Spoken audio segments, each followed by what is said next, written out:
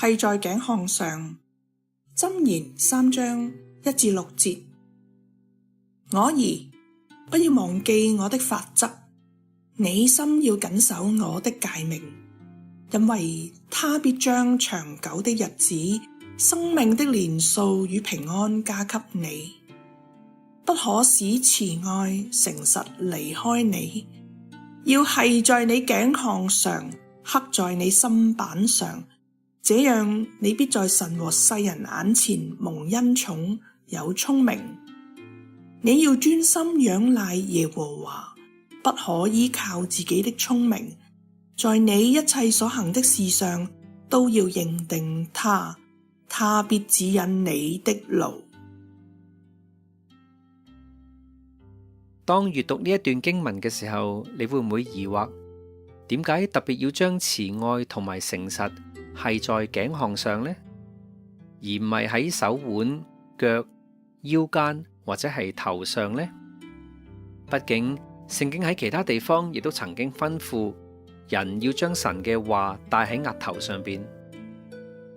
原來呢一個生動嘅比喻就係要強調，讓慈愛同埋誠實如同佩戴喺頸上邊嘅貴重飾物，時刻都唔離開我哋。頸項係最接近頭部，並且牽引全身活動嘅關鍵部位，亦都往往係他人注目嘅焦點。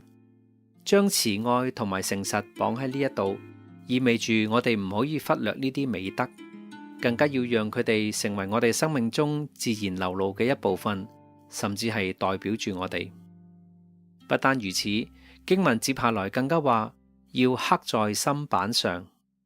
亦即係要牢記喺心，讓慈愛同埋誠實真正融入生命，成為我哋行事為人嘅準則。呢兩句互相呼應，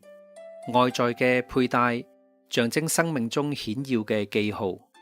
內心嘅刻寫代表真實嘅扎根同埋實踐。所以呢一段經文提醒我哋，既要持守神嘅誡命，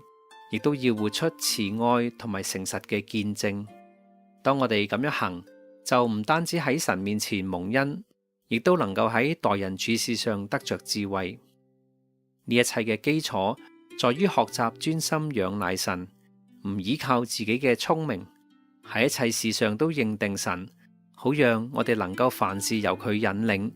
一生行喺神嘅心意之中。